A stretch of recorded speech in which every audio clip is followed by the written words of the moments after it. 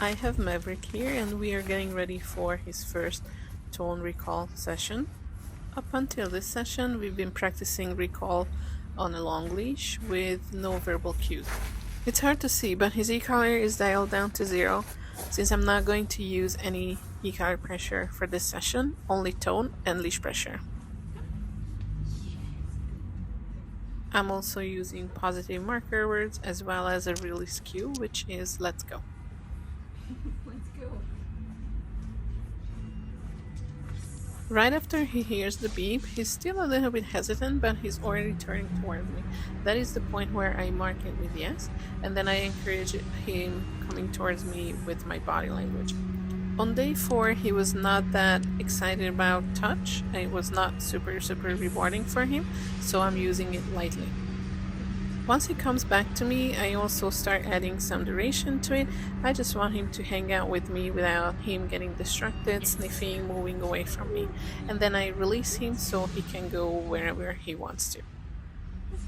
Jumping is something that usually I correct, but he's a very timid dog, so I did not use any e-collar pressure or leash pressure for that matter. You can see the second time he's jumping, all I'm doing is standing my ground and moving into his space until he turns away from me, saying like, oh, my bad, sorry about that. Then we go right back to recalling him. He was a little bit fidgety, so I used leash pressure to calm him down and just wait for that moment of calmness and peace before I release him. Honestly, at this point, I started to get a little bit bored and I felt like he's very good, so he was ready for some distraction.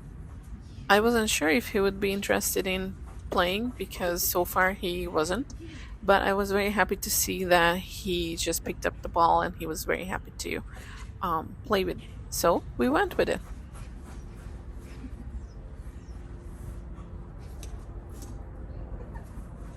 Once he gets closer to me after the recall, you will see me stepping on his leash. Please note that he already understands how to turn off leash pressure, so at this point it doesn't matter if I'm holding the leash in my hands or I'm stepping on it. So he turns off the leash pressure, then I let him go. The ball turned out to be an excellent distraction, which I could also use as a reward. Since this was our first time playing together, I really did not add any requirements to our play other than don't jump on me. Because I really wanted him to get into the mood to play and have fun and truly enjoy our interaction. Then he naturally started releasing the ball before I could kick it again, so I started shaping his out cue. So, what does out really mean? When a dog is given the out cue, they should immediately disengage not only physically but mentally from any valuables. It can be a person, items, or other animals. Since moving into his space did not work, I started adding leash pressure to the out cue. The leash pressure is very gentle and I'm not lifting him up, he's just jumping up.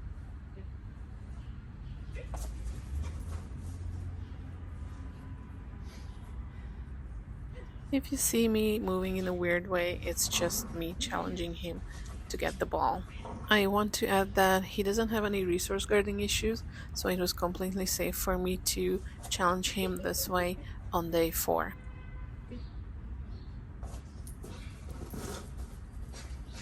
Then it was time to go back to recall and see how much he actually remembers about how to respond to the tone.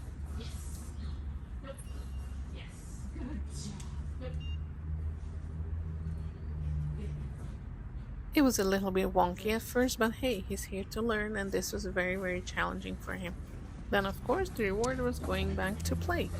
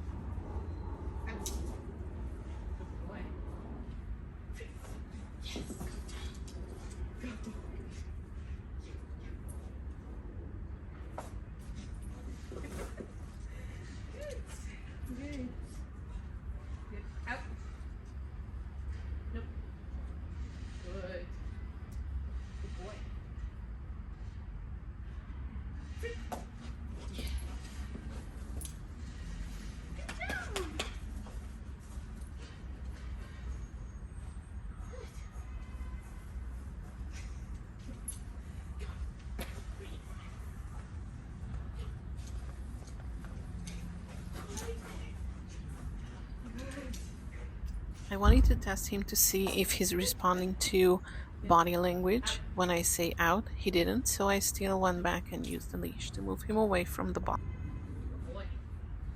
Oh boy. Yeah.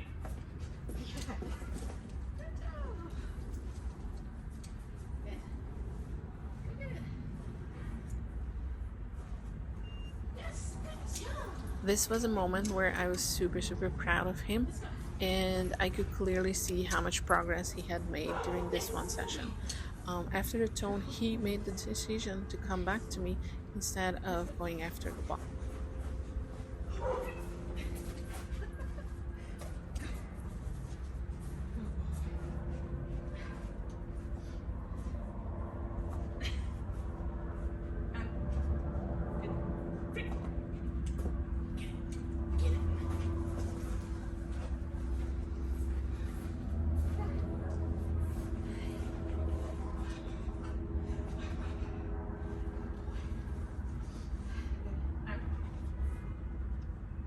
Nope. Good.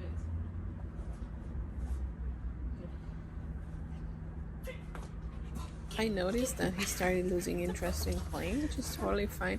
At this point, we've been working for at least 7 minutes. I also noticed that he did want to challenge me and he enjoyed that part. So I just took a break, picked up some leftover poop, and then decided to go back and try something else.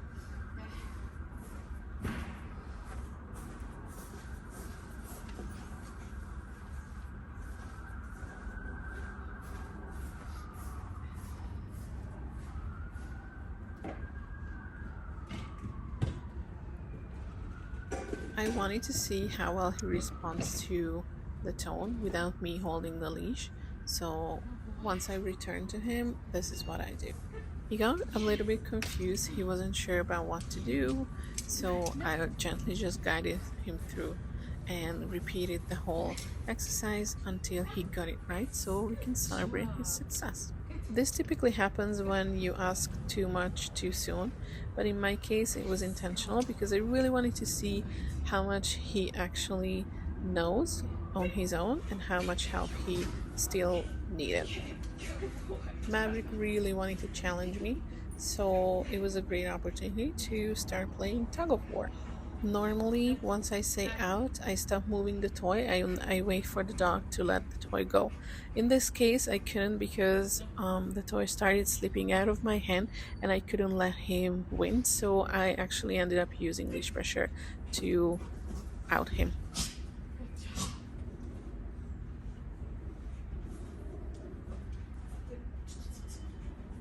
For the next try, I came prepared and I grabbed his leash.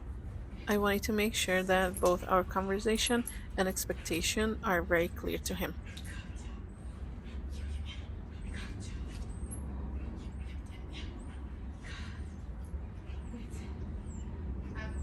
Yes, good boy. Here's another example of clear expectations and clear conversations. He went after the ball without me saying free, so I used leash pressure to actually follow through and correct the mistake. Dogs need to make mistakes in order to learn from them. However, correction doesn't have to be abusive or painful. It just has to be meaningful for the dog. Nope.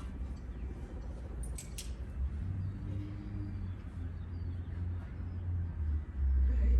And you will see in a second that just because we had a conversation that you could also call correction, his spirit is not broken. He's still very happy to play with me. He's still very happy to share the toy. In fact, he's still challenging me to do more.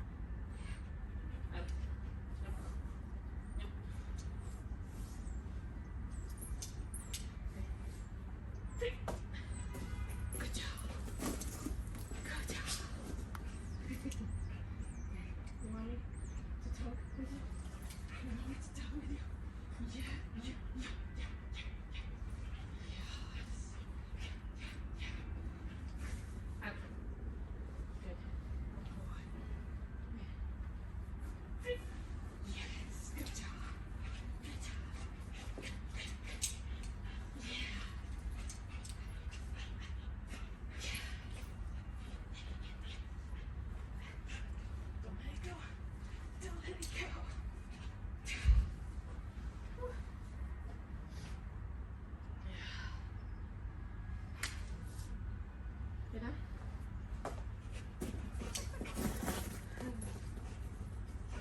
We're about 11 minutes in, and I definitely had to catch my breath.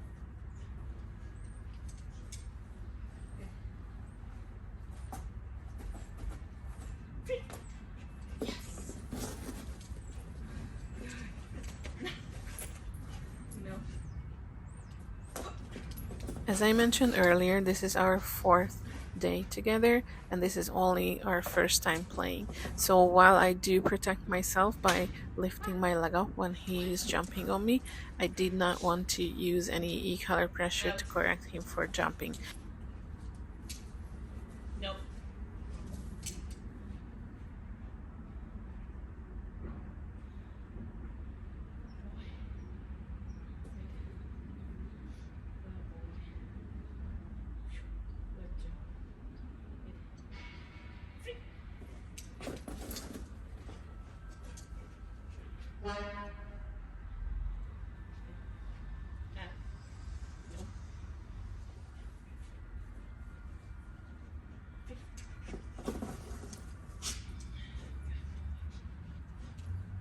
Do you remember when I tested him earlier to see if he responds to my body language after I say out, and he didn't? Good boy. Now watch. Good. Yep, he just did that. Yay!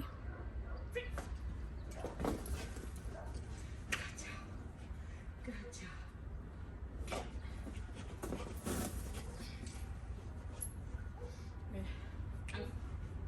Nope. Nope.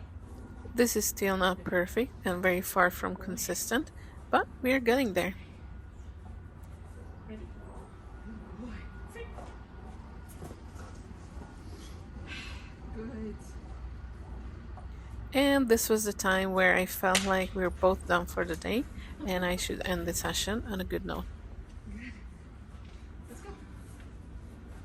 Just to make sure that I feel like he's also done, I wanted to do a couple more drills, and yeah, we're done. He knows everything that I wanted him to learn today. He is playing by the rules, he's respecting the boundaries, so we're done. You can go. Go. You don't need it. You're done.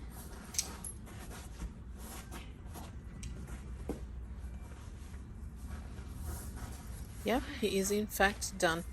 Thank you for watching, and please enjoy my imaginary conversations with him while we're winding down. No, he did not chew on himself. Side note, it is important to wind down because as you can see, he's still a little bit fidgety. His mind is still just go, go, go.